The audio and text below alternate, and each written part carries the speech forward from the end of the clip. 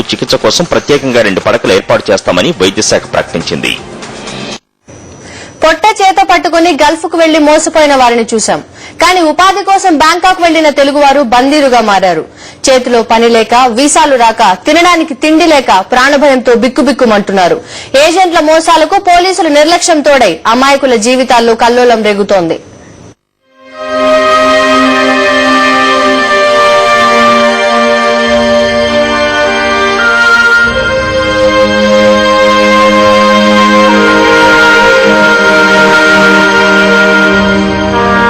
చెల్లెళ్ల పెళ్లిళ్లు చేద్దామని ఓ అన్న, కుటుంబాన్ని నెట్టుకొద్దామని ఓ భర్త, వ్యవసాయం లాభం లేదనుకుని ఓ తండ్రి, ఇలా ఈ ప్రాంతంలోనే 23 మంది అప్పులు చేసి మరీ బ్యాంకాక్ వెళ్లారు.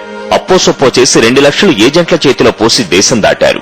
నెలకు కనీసం 25,000 రూపాయల జీతం ఉంటుందని ఏజెంట్ నమ్మిస్తే అది నిజమని నమ్మి వీరంతా ఇప్పుడు మోసపోయారు. సుమారు 6 నెలల కిందట నిజామాబాద్ జిల్లా తెలుగువారు బృందాలుగా థాయిలాండ్ రాజధాని బ్యాంకాక్ వెళ్లారు. ప్యాకింగ్ చేసే పనిలో చేరారు. గల్ఫ్ కష్టాలు ఉండవని ఆశపడ్డారు. నిజామాబాద్ జిల్లా వేల్పూర్ మండలం అమీనాపూర్ గ్రామానికి చెందిన సురేష్ ఇలాగే బ్యాంకాక్ వెళ్లి అక్కడ అష్ట కష్టాలు పడుతున్నాడు. మాకు మా చెల్లెల్ని పెళ్లికున్నారని పోయిండు. ముందే అప్పు బాగుండే, ముందు లాస్ వచ్చిండ్రు. దుబాయ్ పోయి ఇద్దరు లాస్ వచ్చిండ్రు. తిందామాట తిండి లేదు, మా కాడిలో ఇల్లు భూమి లేదు, ఊళ్ళో ఇల్లు లేదు. ఇచ్చిన వాళ్ళు పాలన తీస్తున్నారు. మాకు లేని ఇబ్బందిగా ఉన్నది సారు. మాకు బాగా ఆదిన్నది. మా కొడుకు మా ఇంటికి రావాలా, మాకు పైసలు ఇప్పించేటట్టు చేయండి. అమీనాపూర్ గ్రామానికి చెందిన కిషన్ ది కూడా ఇదే పరిస్థితి. కిషన్ తండ్రి తన కొడుకు గురించి బెంగ పెట్టుకున్నాడు. చెప్పింది 35,000 జీతం ఉన్నది, 2 లక్షలు నింపుడు అంటానని చెప్పి యాడ్ చేసింది అన్నట్టు. అయితే ఈ పిల్లలు ఇక జీతం పెద్ద ఉండదు కదా, జట వెళ్ళిపోతామంటారని 2 లక్షలు అప్పు చేసి అక్కడిక్కడ తీసుకొచ్చి పెట్టినాము.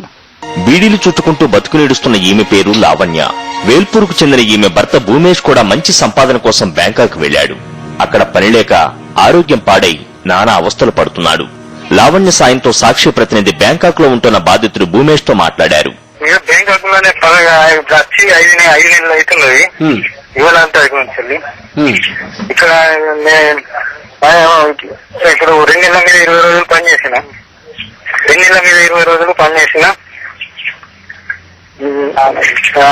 ఒకటి నెలది పవర్ ఇచ్చిండు. తర్వాత ఏమి తిండికి పైసలు ఏమి ఇవ్వలేడు. జనవరి 1వ తారీఖు ఇచ్చిన పాస్పోర్ట్ ఇంకా రాలేదు అంటున్నాడు. మీకు ఏం పని చెప్పని తీసుకుపోయారు? ఏం పని చేపిస్తున్నారు? నాకు రోల్ గోల్డ్ ప్యాకింగ్ అని చెప్పిండు.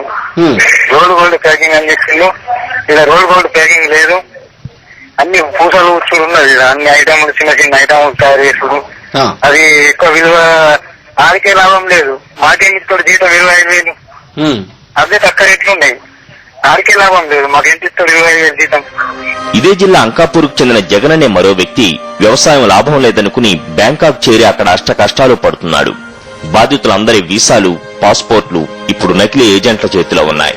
పొట్టకూటి కోసం వెళ్లిన వారు ఇప్పుడు బ్యాంకాక్ లో ఏజెంట్ల దగ్గర బందీలుగా ఉన్నారు. పనిచేయమంటూ తిరగబడిన ఫలితం లేకపోయింది. వీరిని సురక్షితంగా స్వదేశానికి రప్పించేందుకు గల్ఫ్ బాధితుల సంక్షేమ సంఘం ప్రతినిధి